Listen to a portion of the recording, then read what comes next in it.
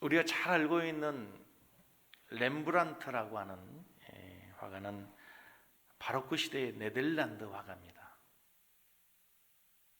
그는 방앗간집 주인의 9번째 아들로 태어났습니다. 평민이었던 그가 귀족 출신의 귀족 가문의 딸과 결혼해서 그가 명성을 얻어가고 점점점 행복하고 유복한 삶을 살게 됩니다. 경제력도 갖고 아내와의 결혼 생활도 행복했습니다. 그런데 갑자기 그의 삶에 불어닥친 여러 가지 많은 삶의 어려움으로 인해서 이제 렘브란트는 굉장히 인생에 커다란 고비를 맞게 됩니다. 그렇게 사랑했던 아내가 일찍 죽습니다. 거기에 더해져서 세 아들이 죽고 마지막 늦게 얻은 아들인 티투스까지도 세상을 떠나게 되면서 굉장히 삶의 회의를 느낍니다. 그리고 나아가서 이제 그가 경제적인 바탕, 완전히 모든 것을 잃어버리는, 가족도 다 잃어버리고 심지어는 경제적인 모든 능력도 다 잃어버리게 되는 비참한 삶을 살게 되면서 그는 인간의 내면의 깊은 고뇌를 경험하게 됩니다. 그러면서 그의 그림의 세계가 달라지기를 시작하는데 렘브란트는 제일 많이 그린 그림이 자기 자신의 자화상입니다. 그럼 자기의 어릴 때부터의 그림을 그리면서 자기의 표정들을, 자기의 내면을 그려내기 시작하면서 이제 화가로서 더 깊은 어떤 그 화가의 능력을 발휘하게 되는데 렘브란트의 가장 커다란 특징은 인간의 내면의 표정을 묘사해내는 겁니다.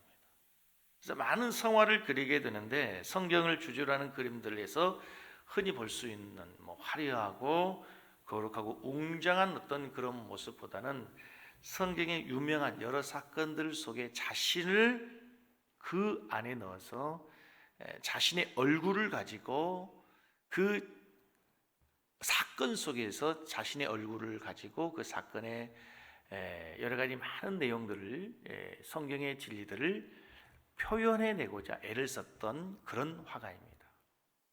대표적으로 그의 작품에서 이 돌아온 탕자라고 하는 그림에 보면은 그 여러분 한번 인터넷 검색해서 보시면요, 그 탕자가 자기 자신입니다. 그리고 그 아버지의 품 안에 있는 그 탕자의 모습은 머리도 다 깎여 있고, 그리고 마치 모태에서 있는 그 태화가 비로소 안식을 찾는 것 같은 그런 모습을 그려내기도 합니다. 그러니까 돌아온 탕자가 누구냐면 자기 자신이죠. 뿐만 아니고 빌라도의 법정에서는 자신을 향해 예수님을 향해 십자가에 못 박으라고 소리치는 고함치는 유대인의 한 군중 속에 자기 자신을 넣습니다. 자기 얼굴을 넣고 스데반이 돌에 맞아 죽어갈 때는 돌을 들어서 스데반을 향해 돌을 던지는 군중 속에 한 사람이 자기 자신이 됩니다.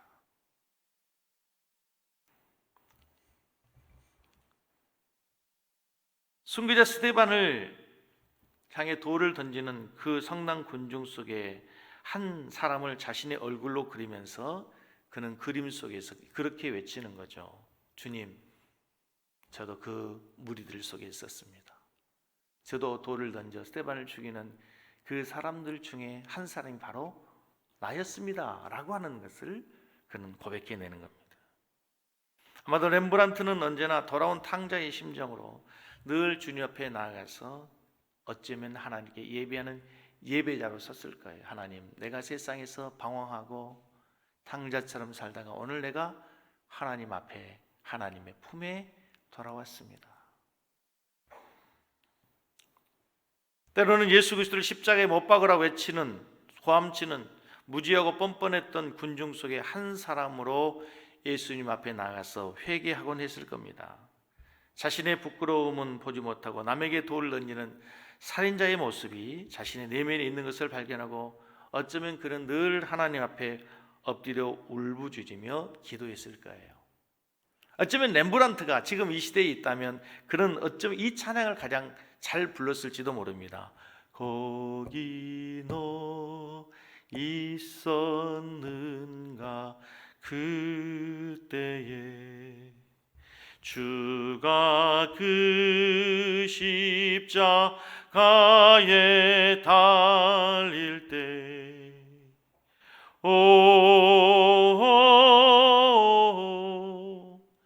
때로 그 일로 나는 떨려 거기 너 있었는가 그때에. 제가 오늘 왜 갑자기 이런 찬송을 부르며 말씀을 시작하는가 하면 우리는 오늘 렘브란트의 심정을 갖고 오늘 가룟 유다의 이야기를 대볼 필요가 있다는 겁니다.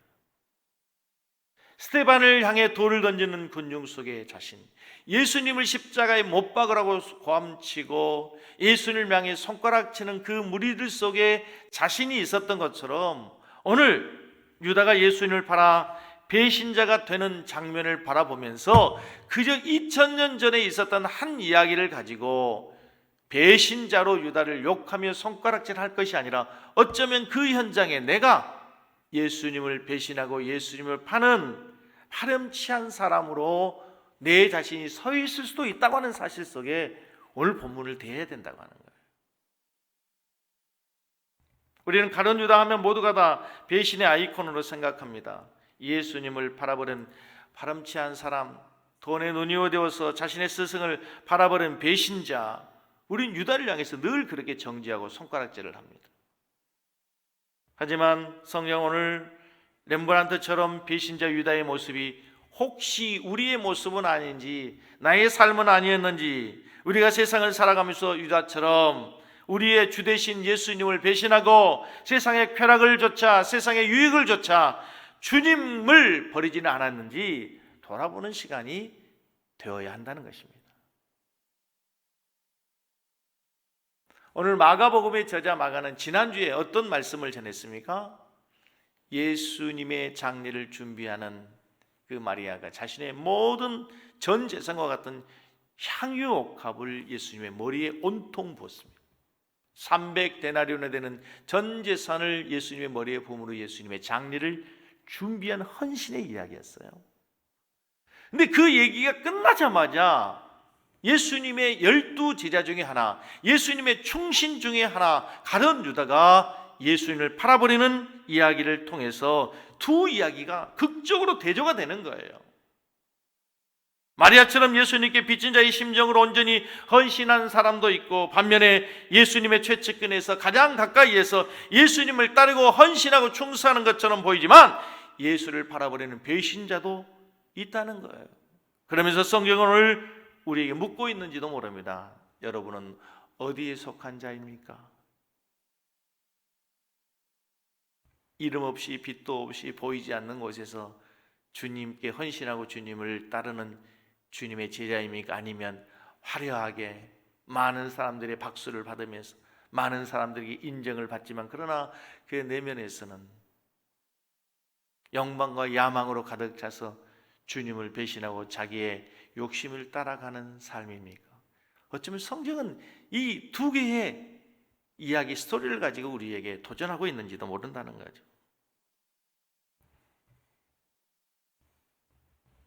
가룟 유다는 예수님의 12 제자 중 하나입니다. 요한복음 13장 23절에 보면은 유다를 향해서 굳이 이렇게 얘기합니다. 예수의 제자 중 하나 이게 됐습니다. 그냥 유다라고 얘기하지 않고 여러분, 예수의 제자 중 하나, 곧 그가 12명의 예수님의 제자 중에 하나, 유다가 예수를 모르는 사람이 아니고 상관이 없는 사람이 아니라 예수의 제자 중 하나, 유다라고 성경에서는 굳이 우리에게 유다를 그렇게 소개하고 있다는 거예요. 예수님을 품에 안고 배신의 키스를 하고 있는 그 유다의 모습에서 우리의 얼굴이 어쩌면 오버랩되고 있지 않습니까? 그 모습에서 우리의 모습이 보이진 않나요? 유다는 다른 사람이 아니고 우리와 상관없는 사람이 아니라 세상의 그 누구가 아니라 교회 속에서 주님의 공동체에서 예수님의 12 제자 중에 하나인 유다가 예수를 팔 수 있다는 사실 앞에서 우리는 경고를 들어야 되고 우리의 신앙을 돌아봐야 되고 우리의 모습, 우리의 내면을 다시 한번 살피는 기회가 되어야 될 줄로 믿습니다. 배신자 유다는 특별한 사람이 아니라 우리 자신일 수 있다는 거예요. 본문으로 돌아와서 예수 공동체의 회개를 맡은 사람이 유다입니다. 예수님의 최측근이면서 신임을 받았다는 거죠. 그런데 가룟 유다는 여러분 왜 예수님을 은 30에 제사장들에 팔아 넘기는 죄를 짓고 말았을까요? 우리는 유다의 마음속으로 들어가서 유다의 내면으로 들어가서 왜 유다가 예수를 그렇게 쉽게 그 은 30에 팔아버리게 되었을까를 한번 생각해 보면서 우리의 신앙의 경고로 하나님의 음성을 듣는 시간이 되었으면 좋겠습니다. 한 가지 궁금한 것은요, 예수님을 팔아버리는 그 값이 너무 작은 은 30이라는 거예요. 금 30이 아니고 은 30. 은 30을 오늘날 우리의 돈으로 환산하면 거의 한 3만 원, 5만 원 그 정도 될 겁니다. 좋은 식당에서 식사 한 끼 할 수 있는 값밖에 되지 않는 그 너무 작은 가격에, 너무 하찮은 가격에 예수를 팔았다는 거예요. 금 30이면 모르겠는데 은 30에 예수를 팔았다는 사실 속에 우리는 한 가지 의문이 들어요. 왜 가룟 유다는 그 정도의 하찮은 가격에 스승이신 예수님, 그렇게 능력을 행하신 예수님을 팔아 넘겼을까? 유다를 연구하는 사람들은 그의 이름에서 그 이유를 찾아가고 연구하기 시작했습니다. 유다를 부를 때 가룟 유다라고 합니다. 그런데 대부분 우리가 유대인들의 그 전통 관습에서 이름 보면은 이름 다음에 붙은 어떤 이름 이후에 이름 말고 다른 어떤 그 이름은 대부분 그가 태어난 고향 지역의 이름입니다. 나사렛 예수 무슨 말이에요? 나사렛에서 살고 있는 나사렛에서 태어난 나사렛 출신의 예수라는 얘기잖아요. 아니면 누구의 아들 이렇게 얘기하기도 하거든요. 그런데 성경의 학자들이 유대의 지리, 이스라엘 지역, 팔레스틴 지역의 이름을 조사하면서 가룟이라고 하는 지명이 나오지 않아요. 여러분 성경을 읽으면서 가룟이라고 하는 유대 지명, 유대 지도를 여러분 들어본 적이 있으시나요? 나오지 않습니다. 그러면 이 가룟이라고 하는 이름은 도대체 어디에서 왔을까? 당시의 유대인의 관습 중에 또 하나가 뭐냐면 그가 어떤 단체에 속하였는가를 나타낼 때 그 이름을 쓰기도 해요. 대표적인 세례 요한. 세례 운동가 요한이라는 뜻이죠. 요단강에서 세례 운동을 전개하던 단체의 사람 요한이라는 뜻으로 세례 요한 이렇게 붙여요. 그렇다면 가룟 유다의 가룟도 어쩌면 그가 속한 단체 이름일지도 모른다는 거예요. 그래서 성서학자들, 성경학자들이 추적한 결과 가룟이라는 말은 광신적 신앙단체인 이스카리옷이라고 하는 단체에서 유래했을 가능성이 많다는 거예요. 이스카리옷이라고 하는 단체는 어떤 단체냐면 불법으로 로마가 이스라엘을 정복했잖아요. 그 로마에 대항하기 위해서 옛날에 우리 독립운동가들이 항일운동을 폈던 것처럼 언젠가는 무력으로 불법으로 점령한 이 로마 정권을 몰아내고 이스라엘의 주권을 되찾겠다고 하는 이스라엘의 독립단체 운동이에요. 그 중에 하나가 열심당원들 같은 사람 말이죠. 그러니까 우리로 얘기하면 독립군 단체였어요. 그들은 그래서 정치적 메시아를 기다리고 메시아가 오면 무력으로 로마를 멸망시키고 이스라엘이 지배하는 새로운 나라, 새로운 이스라엘 나라를 회복시킬 것을 기다리고 있는 민족 해방 단체가 바로 이스카리옷이라는 단체라는 거죠. 그래서 그들은 정치적 메시아를 소망하고 있어. 가룟 유다는 어느 날 예수께서 와서 행하는 여러 가지 많은 일들을 보면서 저가 어쩌면 우리나라를 해방시킬 수 있는 해방자일 거라고 생각하고 예수의 제자가 되었습니다. 가룟 유다라고 하는 말 자체도 민족주의 냄새가 나잖아요. 유대 민족, 유다라는 말 자체도 민족주의 냄새가 나고, 이스카리옷도 무력으로 조국의 해방을 꿈꾸는 단체 냄새를 풍기고 있어. 그는 분명히 예수님께서 이제 나귀를 타고 예루살렘에 입성하고 수많은 사람들에게 환호를 받을 때 그의 꿈이 곧 이루어질 것으로 생각했을 거예요. 그런데 예수님께서 예루살렘에 입성한 지 한 주간의 삶을 보니까, 행적을 보니까 전혀 그럴 기미가 보이지 않는 거죠. 예수님께서는 자꾸 하시는 말씀이 자기가 죽을 거라고 얘기하는 거예요. 내가 죽을 거다. 내가 팔 입을 거다. 더더욱 이해하지 못한 것은 예수님이 자기를 자신을 배신할 거라고 오늘 이 본문에서는 또 말씀하시는 모습 속에서 가룟 유다는 어쩌면 답답했을지 모릅니다. 그래서 어떤 학자는 이렇게 또 좀 과하게 해석하고 상상하는 것일지 모르겠지만, 유다는 예수님을 배신해서 팔아버리면, 로마 병정에게 붙잡히면 그동안에 예수님 행하는 능력을 보았잖아요.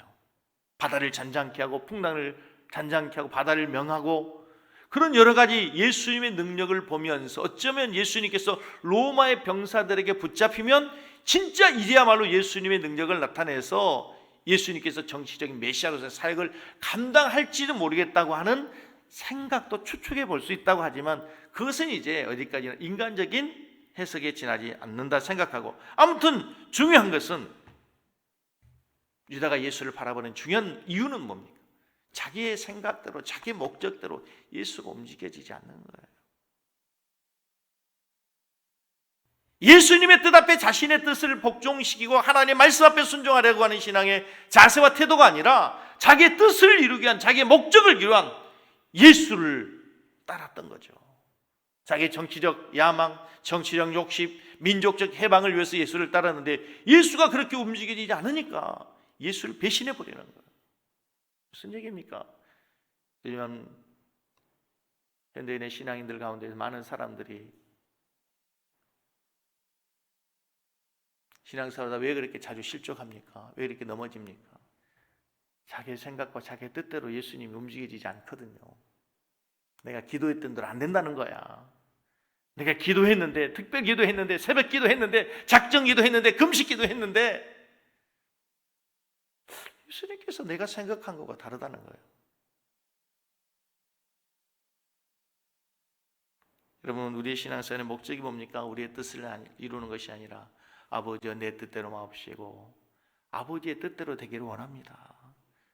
주님, 할 수만 있거든 이 잔을 내게서 옮겨주십시오. 그러나 주님의 뜻이라면 내가 그것을 피하지 않고 내가 주님의 뜻에 순종할 수 있도록 하여 주십시오. 그것이 우리의 진정한 신앙의 모습이라는 사실을 여러분 꼭 기억할 수 있기를 주의 이름으로 축복합니다. 두 번째, 오늘 본문에서요, 최후의 만찬장에서 제자들이 예수님을 보는 눈과 가룟 유다가 예수님을 바라보는 시각이 전혀 다르다는 거예요. 오늘 본문 말씀해 보십시오. 예수님께서 이 중에 나를 팔 자가 있다, 그는 차라리 나지 않았으면 좋았을 걸 했다라고 얘기하니까 26장 22절 한번 읽어보겠습니다. 시작.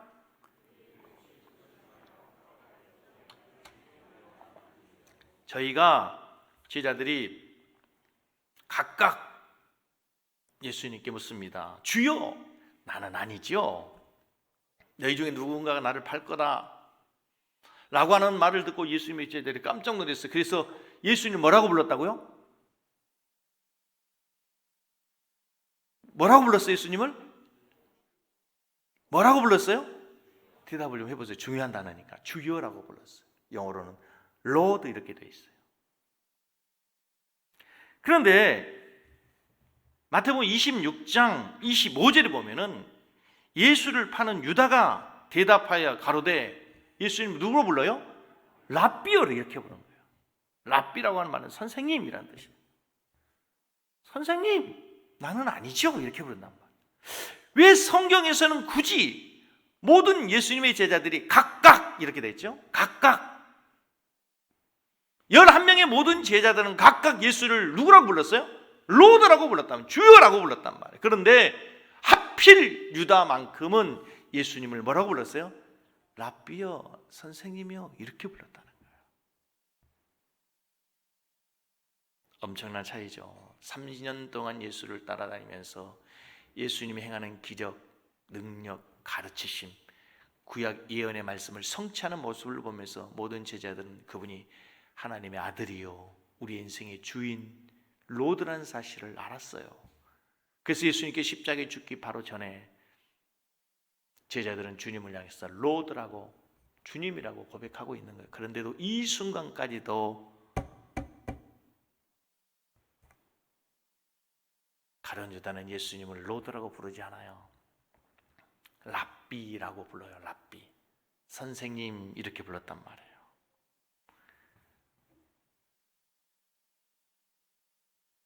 여러분, 오늘 이 말씀이 우리들에게도 정말 충격적으로 다가오고 도전적으로 다가오고 우리의 말씀에 우리 내면의 심령을 다시 한번 살피는 중요한 말씀이 되어야 됩니다. 여러분 많이 들으셨죠? 이 가운데는 종교인이 있고 진짜 믿음의 사람, 신앙인이 있다고. 많은 사람들이 교회에 갔더니 마음이 평안하더라고. 많은 사람들이 교회를 왜 다니라고 물어보면은 하나의 종교는 있어야 되니까 하나의 종교를 갖는 것으로 생각해서 교회를 다니는 사람도 있잖아요. 많이 들어보면은 많은 사람들이 교회 가면 마음이 평안하니까. 여러분 교회를 마음이 평안하니까 다니는 게 아니에요. 때로는요 예수님 때문에 괴롭고 신앙생활 때문에 교회 때문에 더 고통스러울 때도 많아요. 신앙의 깊이를 더해가면 더해갈수록 주님을 알아가면 알아갈수록 주님 때문에 주님처럼 살지 못하기 때문에 주님의 말씀대로 살지 못하기 때문에 더 괴롭고 고통스럽고 내 죄악의 모습을 바라보기 때문에 눈물을 흘려야 할 때가 얼마나 더 많은지 몰라요. 무슨 말이에요? 예수를 더 로드로 주님으로 구주로 고백하는 사람들은 고난도 역경도 때로는 십자가를 지는 일이 있어도 주님을 따라가는 거예요. 그러나 하나의 종교로 하나의 그냥 종교 생활로 하는 사람들은 조그만 시련이 오고 역경이 오고 어떤 사람의 허물만 보더라도 그것을 핑계 삼아서 주님을 떠날 수 있고 교회를 떠날 수 있고 그냥 취미 생활 그만두고 자기가 좋아하는 어떤 단체에 다니다가 그만두는 것처럼 얼마든지 따를 수 있다고 하는 사실입니다. 여러분, 저는 우리 모든 성도님이 예수를 진정한 주로 고백할 수 있기를 원합니다. 주님은 나의 하나님이시요 나의 구주시요 나의 영원한 생명의 하나님이십니다. 예수님에게 나의 영원한 생명이 있고 예수님에게 나의 영원한 소망이 있고 그 예수 그리스도를 통해서 나는 영생을 얻을 수 있는 하나님의 백성 되기를 원합니다. 그게 예수가 주라고 하는 고백이에요.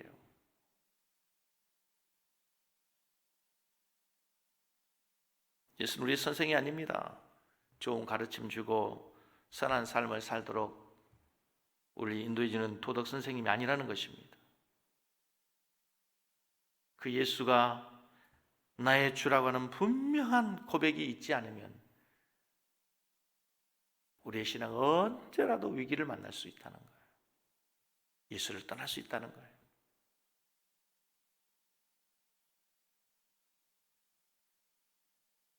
바울의 고백대로 예수가 나의 구주라고 고백하면 우리는 그리스도의 노예가 되는 거예요. 노예. 우리가 로마서를 수요일 날 강의하고 있는데 바울 사도는 로마서 1장 1절에서 가장 먼저 자기 자신을 자기 정체성을 그렇게 고백해요. 예수 그리스도의 종 나 바울은 이렇게 돼요. 예수가 주인이 되니까 내가 자연스럽게 종이 되는 거예요. 종이. 종이라는 삶이 얼마나 고달프고 얼마나 비참한가를 당시 로마 시대 사람 누구보다도 잘 알고 있어요. 그럼에도 기꺼이 예수가 구주이기 때문에 주님이기 때문에 자기는 그리스도의 노예다, 종이다 이렇게 고백할 수 있는 거예요. 자, 그 다음에 이제 오늘 본문 말씀을 가지고 제가 여러분들에게 가장 같이 고민하고 도전하고 싶은 말씀이 이거예요. 가룟 유다라고 하는 사람은 원래 물질에 좀 욕심이 많은 사람이었어요.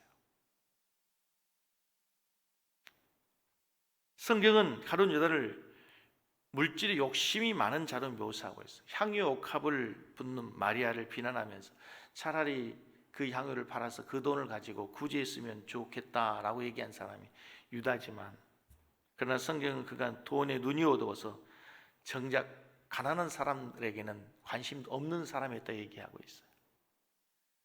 요한복음 12장 6절 말씀에서는 유다를 이렇게 표현해요. 이렇게 말하면 가난한 자들을 생각함이 아니라 그는 뭐라고요? 도둑이라 돈꾀를 막고 거기 넣는 것을 뭐 했다고요? 그러니까 원래 이 사람은 물질에 굉장히 욕심이 많은, 물질에 약점이 있는, 그의 아킬레스건이 물질이었어요. 물질.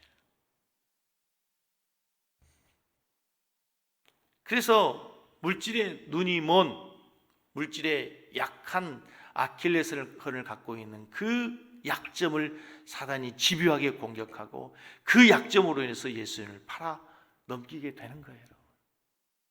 여러분 저 좀 보세요. 이게 얼마나 무서운 얘기인가 하면요, 사단은 영물입니다. 여러분의 약점과 여러분의 장점을 너무 잘 알아요. 여러분보다도 더 잘 알아요. 사단은 그걸 공격해요.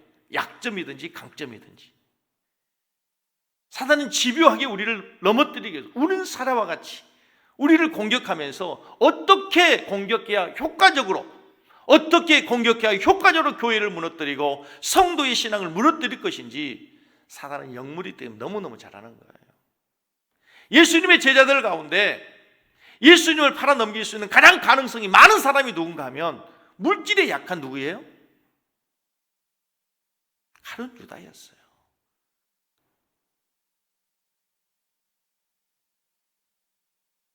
근데 여러분 요즘에 이 물질 만능주의, 배금주의 사상이 정말 충만한 이 시대의 세상 속에서 물질에 욕심 없고 물질에 넘어지지 않는 사람이 어디 있겠습니까? 다 마찬가지죠. 요즘 뉴스들을 보십시오, 여러분. 다 그 물질의 문제 아닙니까?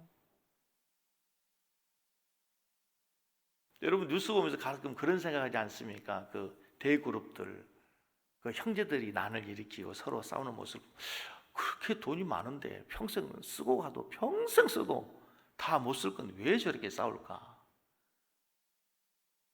삼성가도 여러분 그 형제들끼리 법정 소송이 있었던 거 아시죠? 현대가도 그랬고요. 지금 대한항공이라고 하는 그룹도, 예. 서로 형제간에 다투고 싸우고, 이 세상에 우리가 이 물질에 약하지 않는 사람이 아무도 없다는 거예요. 심지어는 요즘 교회들도요, 물질 때문에 얼마나 다툼과 분쟁이 많이 일어나고 있는지 몰라요. 다른 말로 사단은 이 시대에 많은 사람들을 물질을 가지고 공격하고 물질로 그의 노예를 삼아요.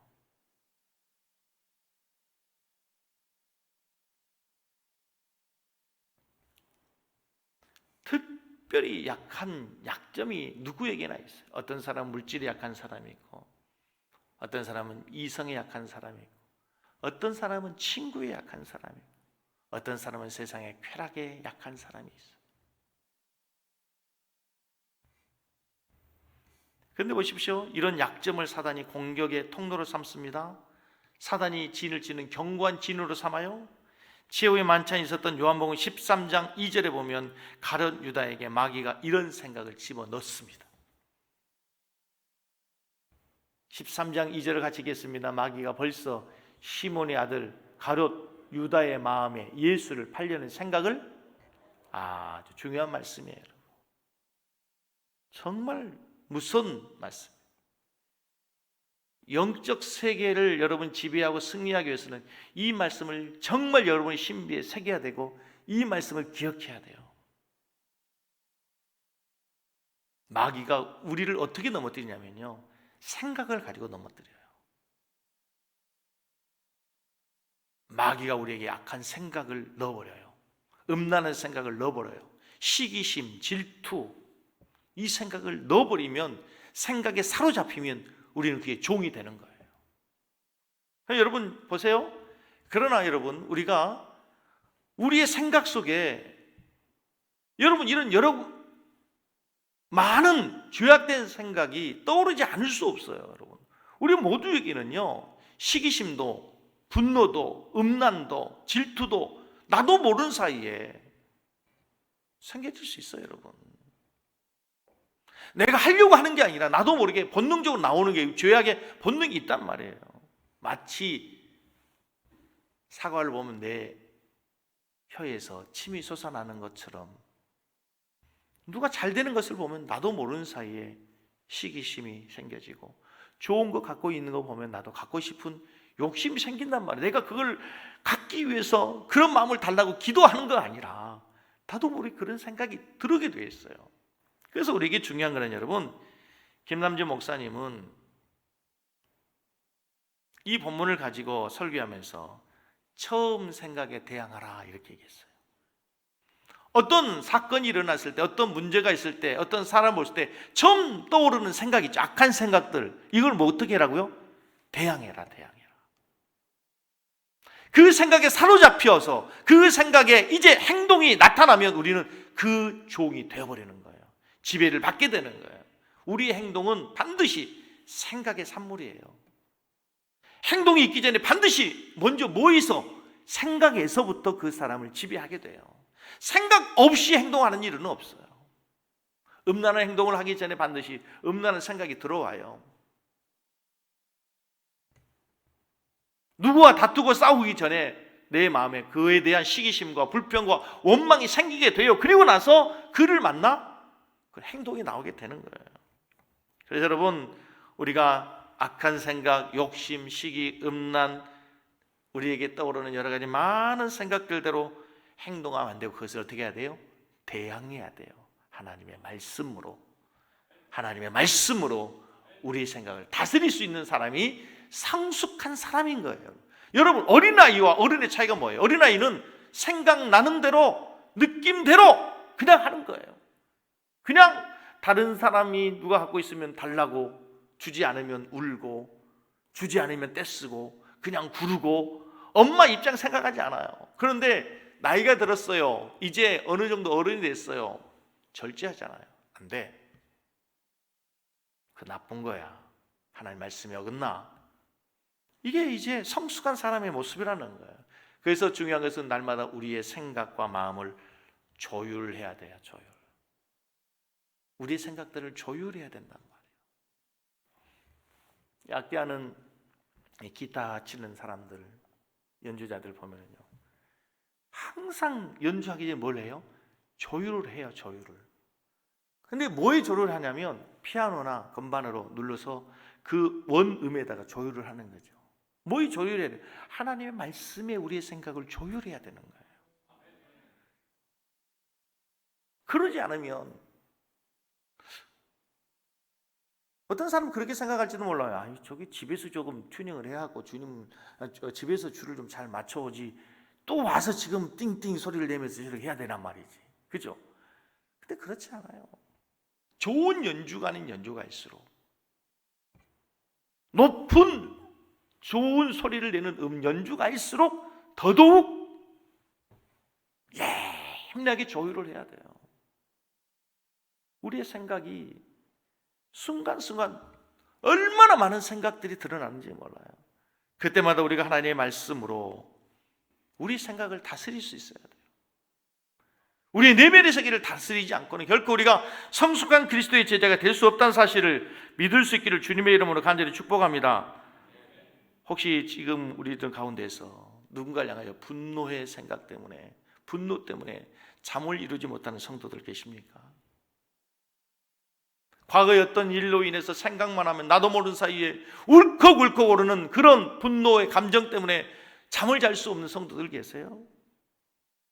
거기에 사단이 틈을 타면요, 그리고 사단이 거기에 또아리를 트고 견고한 진이 되면요, 우리는 계속해서 그 사단의 노예가 되고 마는 거예요. 여러분, 여러분, 혹시 우리 청년들 가운데 눈만 뜨면 게임, 눈만 뜨면 핸드폰, 눈만 뜨면 스마트폰에 붙잡혀 생활하는 사람들이 계세요? 노예가 되어 있는 거예요. 사로잡혀 있는 거예요. 거기서 헤어나지 않고, 거기서 우리가 탈출하지 않으면, 내 생각을 다스리지 않으면, 하나님의 말씀으로 조율하지 않으면 우리는 결코 성숙한 그리스도인 될 수가 없는 거예요.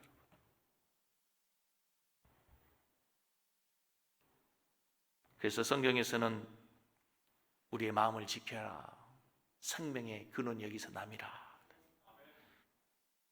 우리의 생각은 백마고지와 같다 그러죠.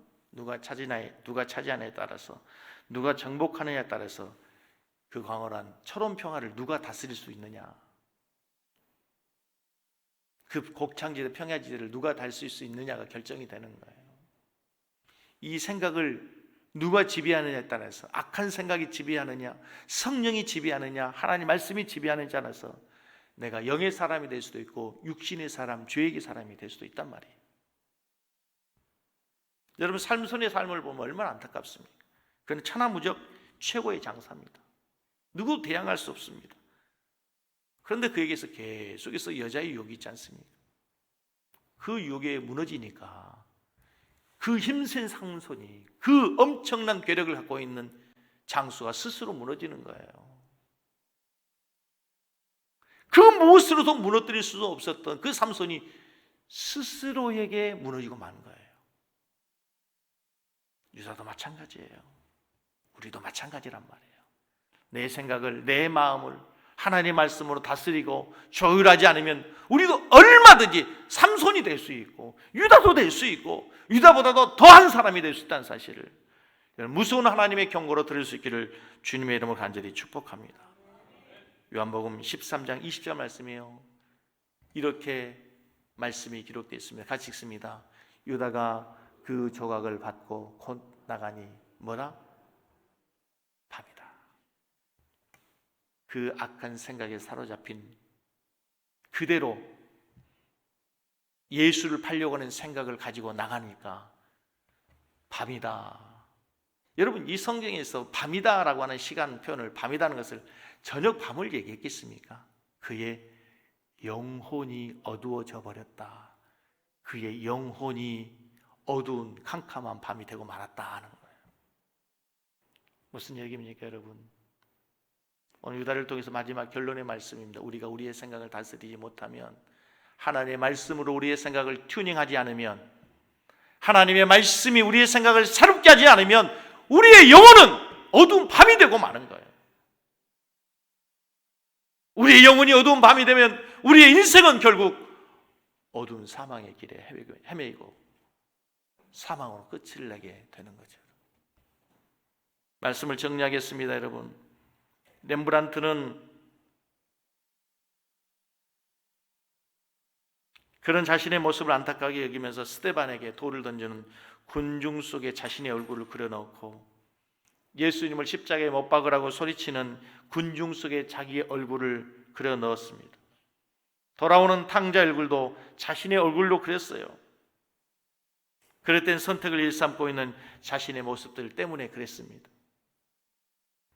오늘 예수님을 배신한 유다의 모습을 보면서 유다를 향해서 손가락질하고 돌을 던지고 정죄할 것이 아니라, 주님, 그 유다가 나일 수도 있다는 사실 앞에 하나님, 저의 마음을 다스리게 하여 주십시오. 저의 마음을 통치하여 주십시오. 저의 마음을 조율하여 주시고 첫사랑, 첫 생각을 대적하고 하나님의 말씀에 굴복할 수 있도록 나를 다스려 주십시오. 나를 새롭게 해주십시오. 기도하는 우리 성도들 될 수 있기를 주님의 이름으로 간절히 축복합니다. 우리 찬양하겠습니다. 온 마음 다해 찬양을 하시면서 하나님 앞에 예물을 드리고 난 후에 우리 한번 말씀을 생각하면서 기도하시도록 하겠습니다.